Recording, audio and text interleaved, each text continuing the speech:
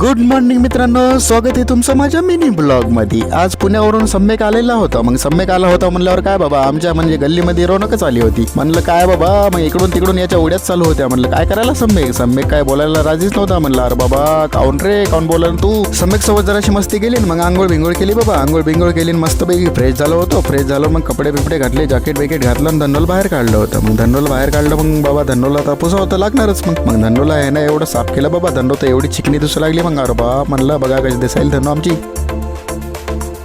मग धन्नोला साफ वगैरे केलं, म्हणलं निघलो आता। म्हणलं आता निघायसाठी कशासाठी निघलो बाहेर बाबा, तर धन्नोला आहे ना नंबर प्लेट येणार होता। म्हणलं धन्नोला आता नंबर प्लेट येणार म्हणल्यावर धन्नो पण खुश झाली। मग अरे बाबा म्हणलं चला मग आता जाऊया। मग डीके भेटला रस्त्यामध्ये। म्हणलं डीके काय करायला तू? काय नाही दादा म्हणे बाहेर गेलतो म्हणे मार्केटला। म्हणलं कशाला रे? म्हणे काय नाही एरीच गेलतो म्हणे टाइमपाससाठी। बरोबर ठीक आहे म्हणलं जाऊ दे। मग आलो बाबा चहा प्यायसाठी, मग चहा पिली बाबा मस्तपैकी आणि मग निघलो बाबा। नंतर मग शोरूमसाठी जायला बाबा रस्त्यानं एवढा खराब झालता ना आमचा इकडचा रस्ता। मग आलो बाबा शोरूम मध्ये कसं तरी, मग थांबलो जरासं बाबा। मग हे काय बाबा नसतं बसवलं यायने मला। मग लय वेळ बसवल्याच्या नंतर मग काका आले। मग हे काका तर लयच अँटिक होते बाबा, नुसते मजा करू लागले।